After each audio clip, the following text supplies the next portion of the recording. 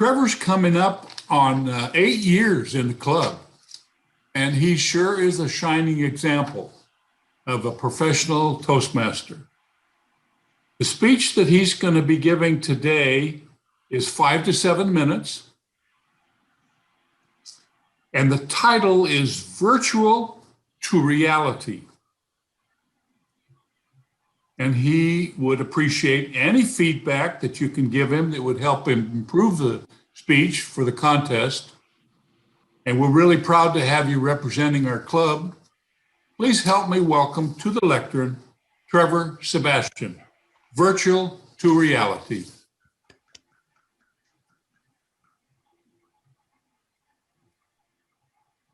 I grew up in the video game revolution. Every kid had a Game Boy, and for a shy and reserved kid, I was hooked. I still remember many late nights and lazy weekends spent for playing countless hours on end.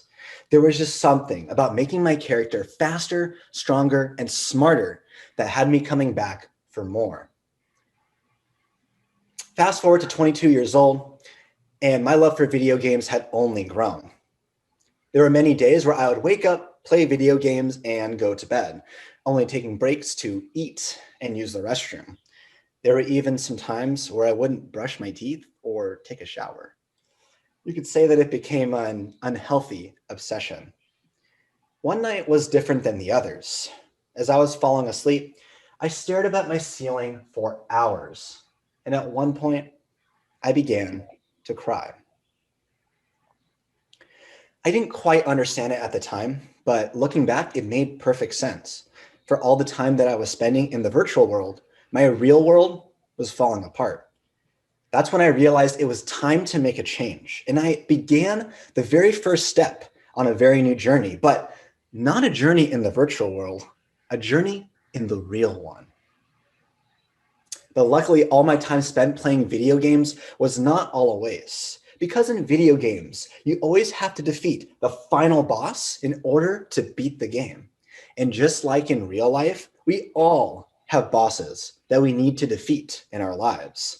So I grabbed my hypothetical sword and my shield, and I began the fight for my very first boss on my journey, and that boss was fear. You see, I've been a very timid person for most of my life. And I was very motivated by fear. But fear is a whole lot like a monster that lives under your bed. It likes to growl menacingly and reach at you with its claws. And the first thing you want to do is to cover your eyes and wish it would go away. But of course, that's not how fear works. And in fact, the more we run, the stronger it seems to get. The only way to confront this fear is by getting on your knees, looking under the bed, and staring it straight in the eyes. So that's what I did. I started pushing myself out of my comfort zone. I began to talk to strangers on the street and make small talk with them. I started opening up my friends and family. And slowly but surely, the monster under my bed, although he kept whispering in my ear all day long, he got smaller and smaller and smaller.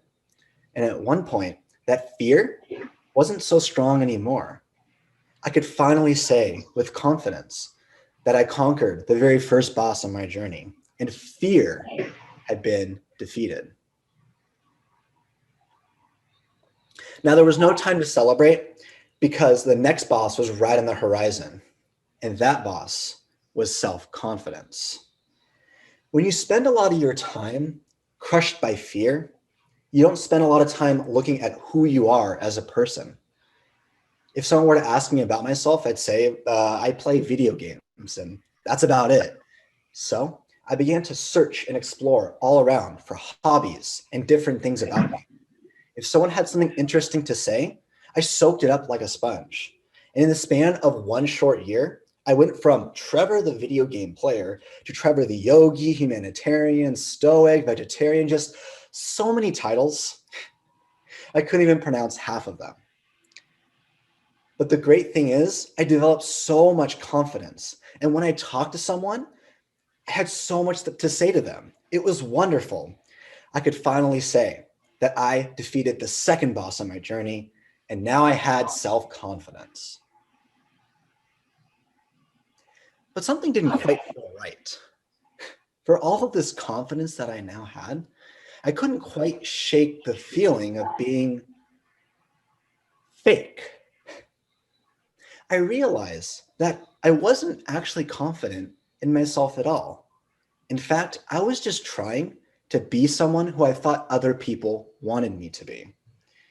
I realized that just like in my video games, that I was scared. So I started putting on all of this armor.